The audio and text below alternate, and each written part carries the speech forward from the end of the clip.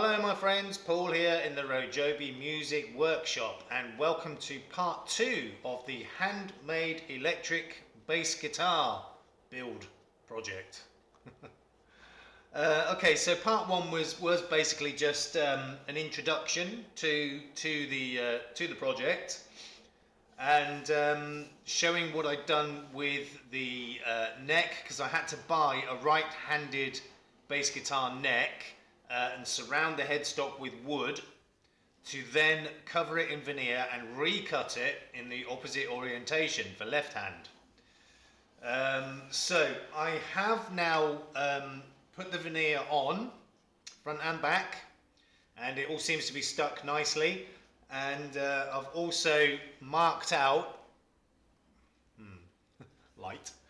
marked out the headstock shape. You probably can't see it, bits of it.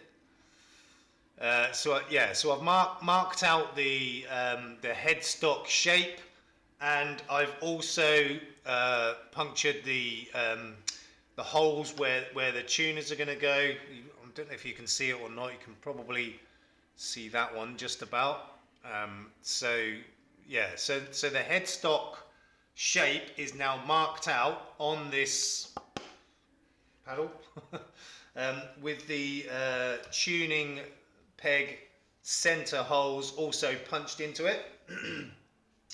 So I will be cutting this out on my bandsaw and do a little bit of finessing with the shaping on my oscillating spindle sander. And once again, I'm not going to film any of that because it's messy, it's noisy, you can't really see what I'm doing properly because I can't get the camera in at a decent, distance or angle, and also, the dust and everything might be a bit destructive to my camera.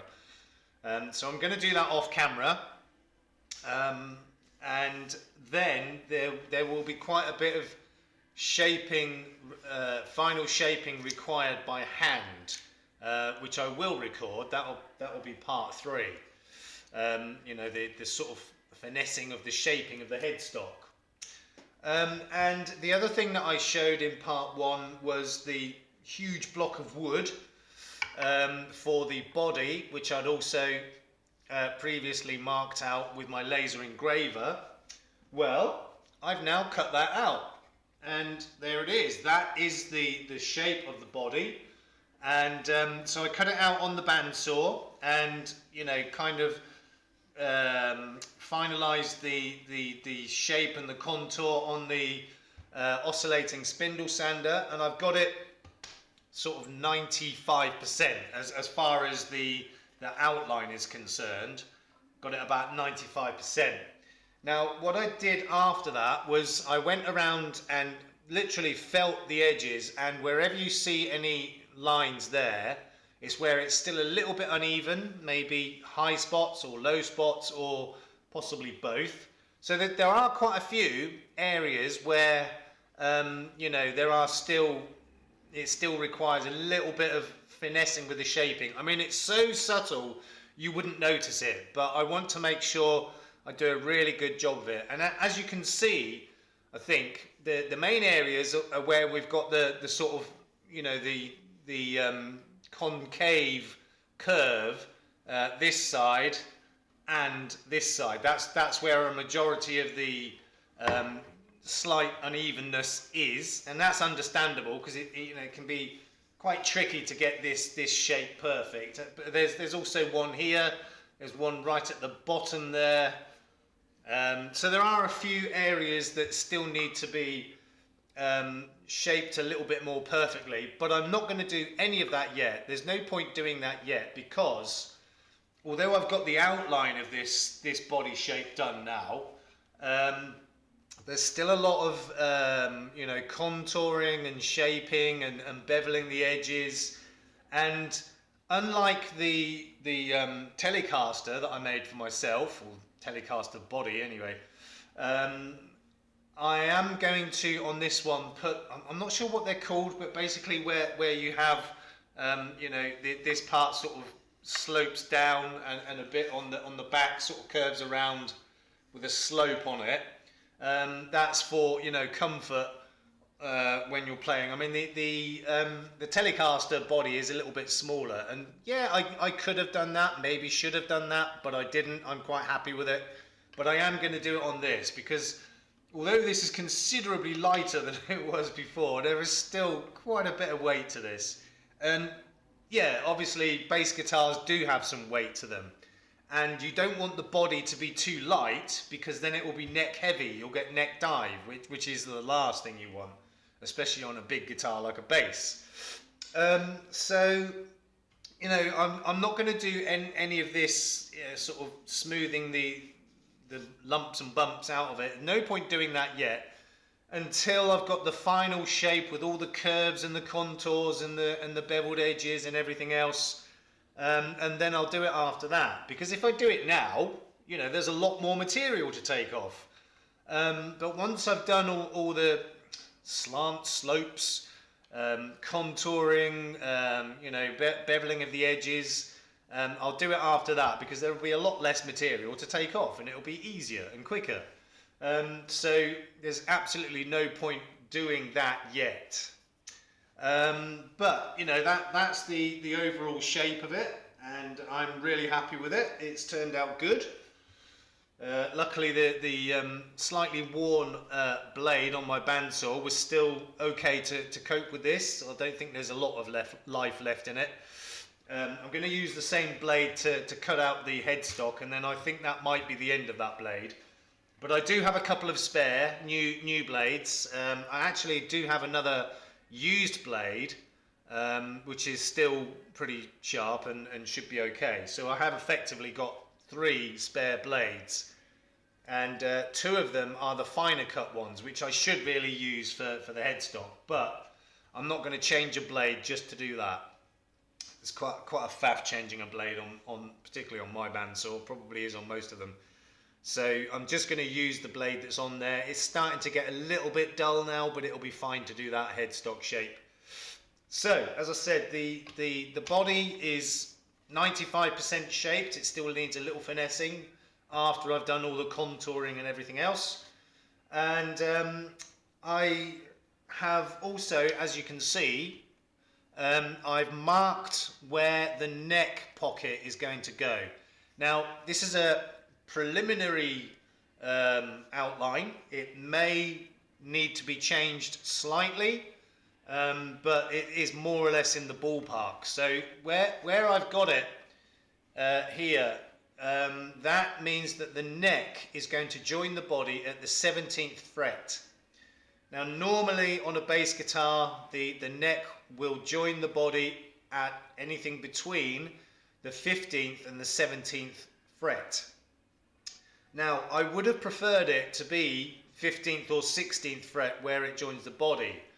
However, if I did that with the neck basically lower down the body, what I would end up with is the bridge right at the bottom, you know, and possibly even literally right at the bottom. You don't want that. You want it, you know, sort of there-ish. And to do that, I need to join the neck to the body at the 17th fret. Basically, what that means is that the 17th fret will line up with the top part here, which kind of leaves a little bit of the neck sticking out. So if I just line it up with where I've got that mark, you'll see how much of the flat part of the neck at the back is still sticking out. A little bit more than I would have liked, quite a lot more than I would have liked, to be honest. But as I've said, I have to put it there to, you know, to get the correct positioning for the bridge. Otherwise, it's going to be right at the bottom there, which is no good at all. It's not ideal, but it's okay. It's fine. I'm sure there are other guitars built like that anyway, bass guitars. And so with hindsight, I should have either made the whole body longer or made this bit a bit taller, but I didn't. So I'm going to live with it. I'm sure it'll be absolutely fine. So I'm going to use this neck plate, which is actually a Stratocaster one, but it seems to be, hold on, let's grab the neck again. It seems to be just the right size. So I've also marked a line on here where the neck will be in the pocket. And if I place that over there, you can see it covers it pretty much perfectly, really. So the length is about right, and you know, obviously the width is good. So that should be absolutely fine. I can't see that being a problem at all. So yeah, it should be absolutely fine. I can't see there being a problem. Now, you might think that to do this, I just drew around the base of the neck. Well, no, I didn't. What I did was I drew around the base of the neck onto a bit of perspex or plexiglass, and I cut out a neck pocket template for this guitar from 10mm thick perspex, plexiglass, acrylic, call it what you like. I call it acrylic. So you know, that is the neck pocket for this build, and the length of this part is the full length of this, and I'd made that before I realized how much of the neck I needed to put into the body. So that's basically the full length of the back of the neck heel, if you like.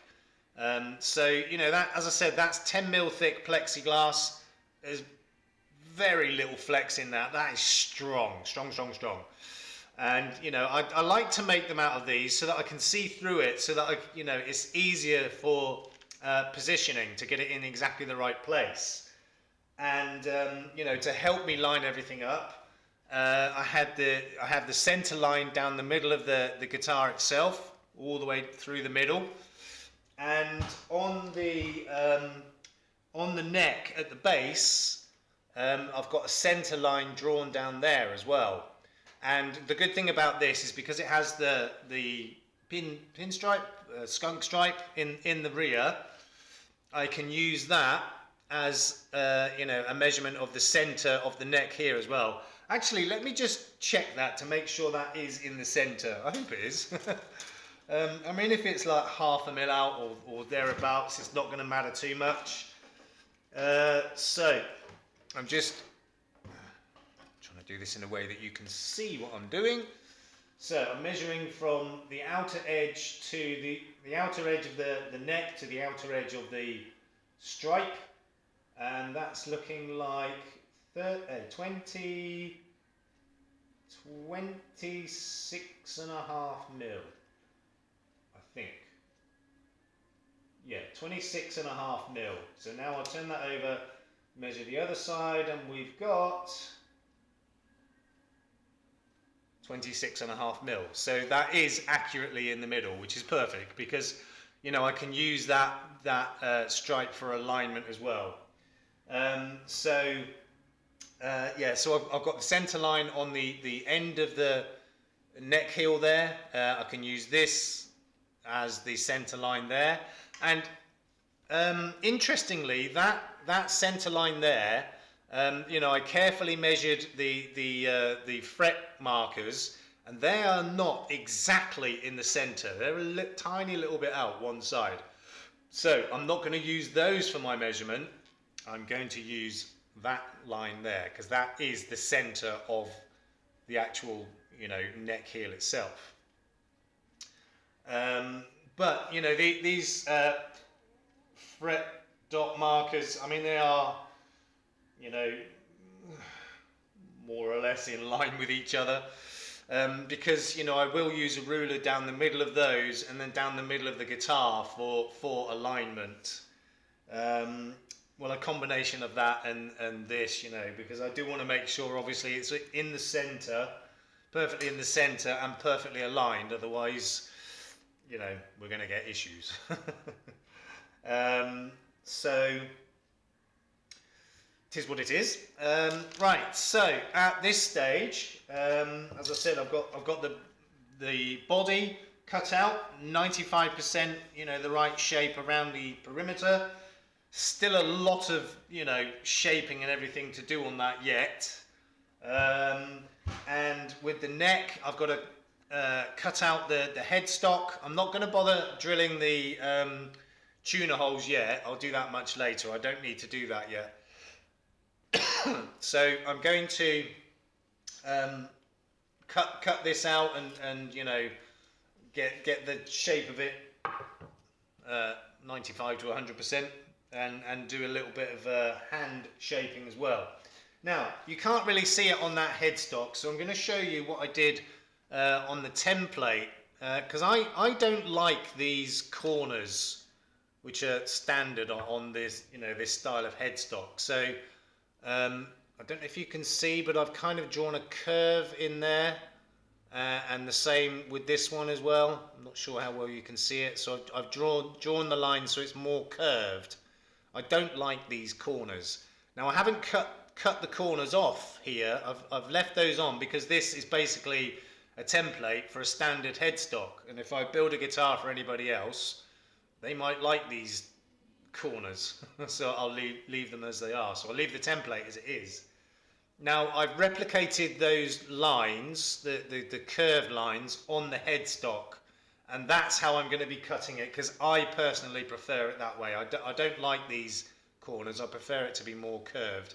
You know, it kind of matches this. I mean, this is all nicely curved, and even this part here, and I just don't like these, so I'm gonna, you know, just kind of cut them off a little bit and curve them round a bit more. But as I said, I'm gonna do the cutting of that off camera, and the sort of final shaping of the edge with the oscillating spindle sander, and then part 3, as I said, will be sort of the hand shaping of the headstock, because there's still going to be quite a bit to do. Don't know if you remember from part 1, I said that you can these areas here, sort of here and here, you can still just about see it actually, because this is still slightly damp from the glue. So you can see where I put the filler here and here. So, you know, all of that will need to be shaped by hand after I've cut this out. So that will be part 3, which will be coming soon. In the meantime, please look after yourselves, look after each other. We will see you soon. Peace out.